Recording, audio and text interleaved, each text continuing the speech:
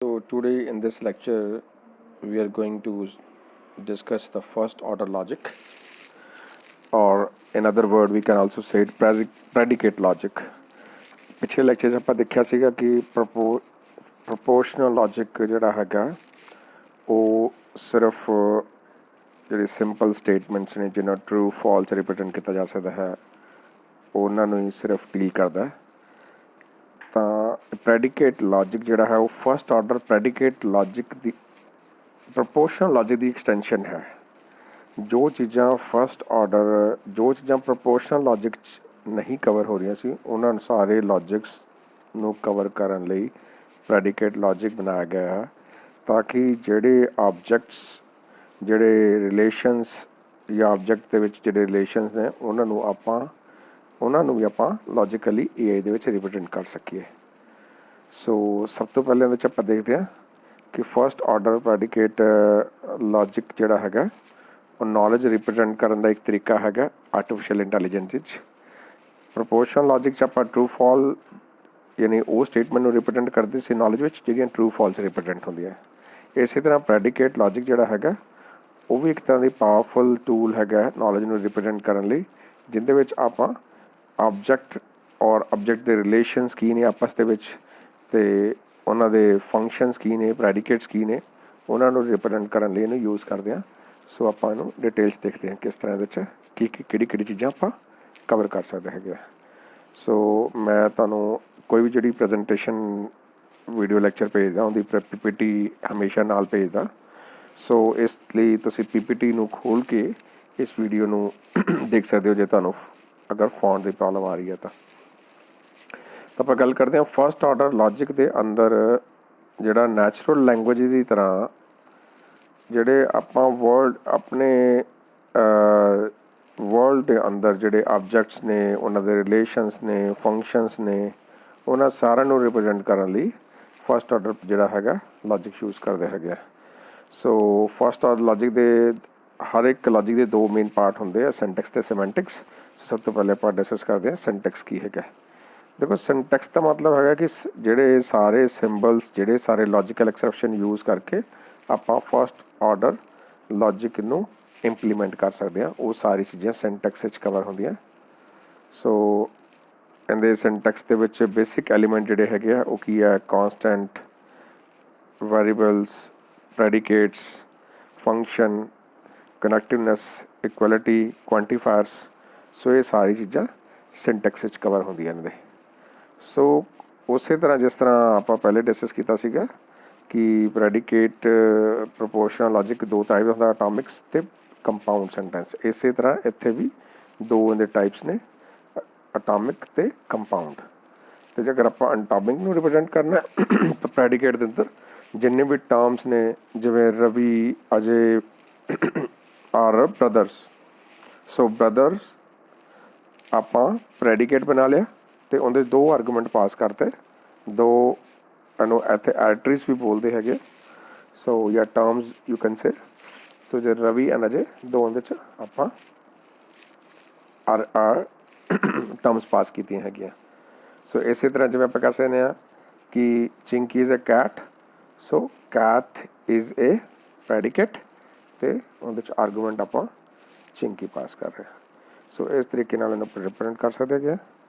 ਸੋ ਅਗਰ ਕੰਪਾਊਂਡ ਦੀ ਗੱਲ ਕਰਦੇ ਹਾਂ ਤਾਂ ਕੰਪਾਊਂਡ ਦੇ ਅੰਦਰ ਕੰਪਲੈਕਸ ਸੈਂਟੈਂਸਿਸ ਨੂੰ ਜਦੋਂ ਕੰਬਾਈਨ ਕਰਦੇ ਹਾਂ ਯੂਜ਼ਿੰਗ ਕਨੈਕਟਿਵਨੈਸ ਤਾਂ ਉਹ ਬਣ ਜਾਂਦਾ ਆਪਣਾ ਕੰਪਾਊਂਡ ਸੈਂਟੈਂਸਿਸ। ਸੋ ਇਹਦੇ ਵਿੱਚ ਦੋ ਮੇਨ ਪਾਰਟ ਹੁੰਦੇ ਆ, ਇੱਕ ਸਬਜੈਕਟ, ਇੱਕ ਪ੍ਰੈਡੀਕੇਟ।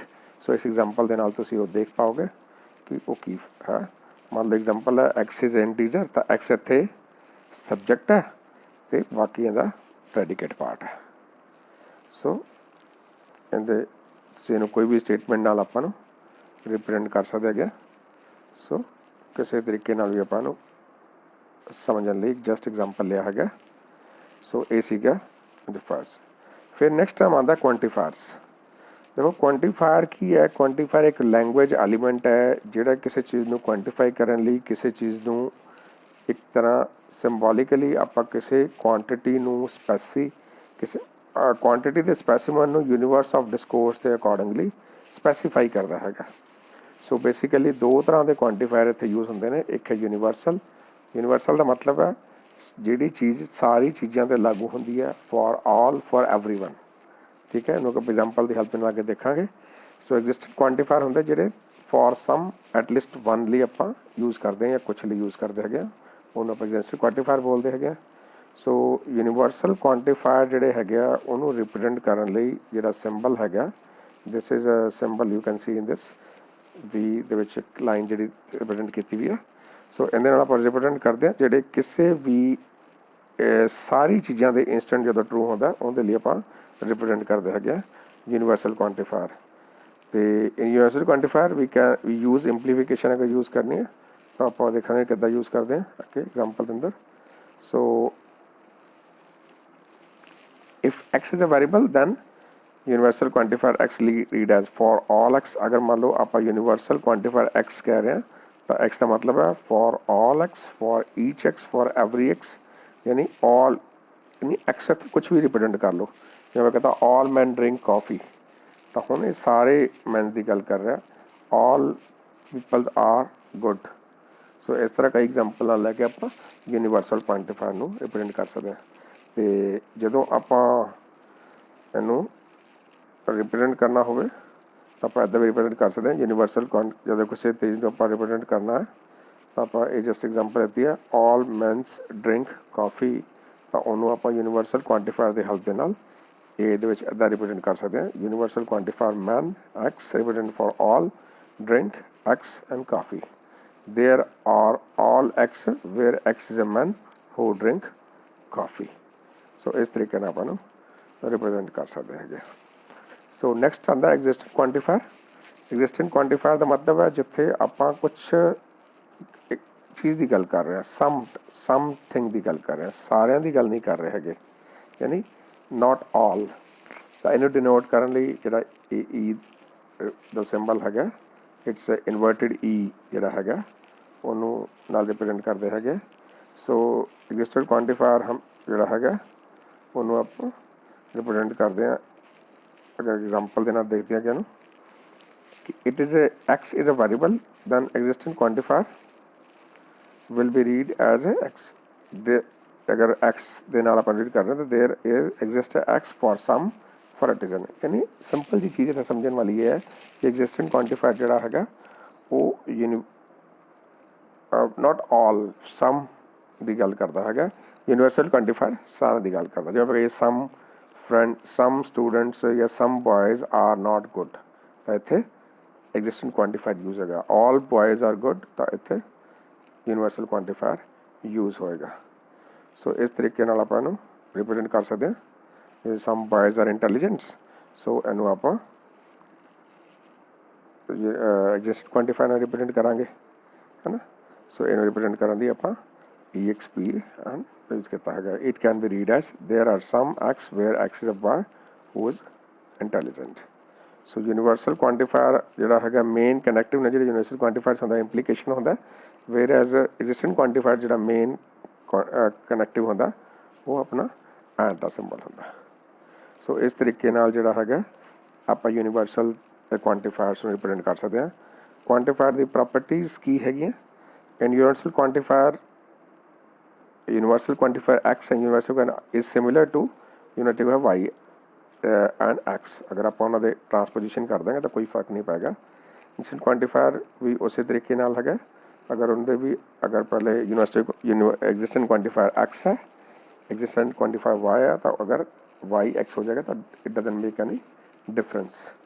सो अगर लेकिन जे दोनों ही यूज़ हो रहे हैं तो उन्होंने ट्रांसपोजिशन नहीं किया जा सकता, क्योंकि दोनों डिफरेंट एंटिटीज़ नूं रिप्रेजेंट करते हैं। सो ये मेन गल ध्यान रखने वाली है। सो इस इन्हों के एग्जाम्पल्स नाल एक्सप्लेन किया, तुसीं इन्हों रिप्रेजेंट कर सकते हो। जो मैं एग्जाम्पल लै रहा जिवें only one student fail mathematics, only one in this question the predicate failed x y है, x is a student and y is a subject है, ठीक है। So since there is only one student who failed in mathematics, तो आप represent करना हो तो इदा रिप्रेजेंट कर सकते हैं, क्योंकि सारे की गल नहीं हो रही, कुछ की गल हो रही है। तो इतने क्वांटिफायर किहड़ा यूज़ होगा, existent quantifier x student x field x mathematics, ठीक है। ਤਾਂ ਓਨਲੀ वन स्टूडेंट फेल इन मैथमेटिक है ਉਹਨੂੰ ਆਪਾਂ ਇਸ ਤਰ੍ਹਾਂ ਰਿਪਰੈਜ਼ੈਂਟ ਕਰ ਸਕਦੇ ਹੈਗੇ।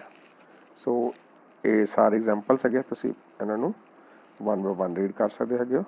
ਠੀਕ ਹੈ, ਜਿਵੇਂ ਐਗਜ਼ਾਮਪਲ ਇੱਕ ਆਪਾਂ ਹੋਰ ਲੈ ਲੈਂਦੇ ਹਾਂ, ਐਵਰੀ ਮੈਨ ਰਿਸਪੈਕਟ ਹਿਸ ਪੇਰੈਂਟਸ। ਸੋ ਹੁਣ ਇੱਥੇ ਸਾਰਿਆਂ ਦੀ ਗੱਲ ਹੋ ਰਹੀ ਹੈ, ਤਾਂ ਕਿਹੜਾ ਕੁਆਂਟੀਫਾਇਰ ਯੂਜ਼ ਹੋਗਾ? Universal quantifier.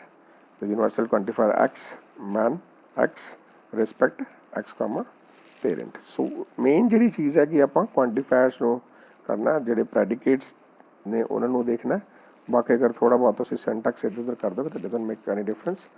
सो मेन चीज़ है एक तरीका है नॉलेज रिप्रजेंट करने का, जोड़ा डिफरेंट भी हो सकता है अकॉर्डिंग टू डिफरेंट रूल्स।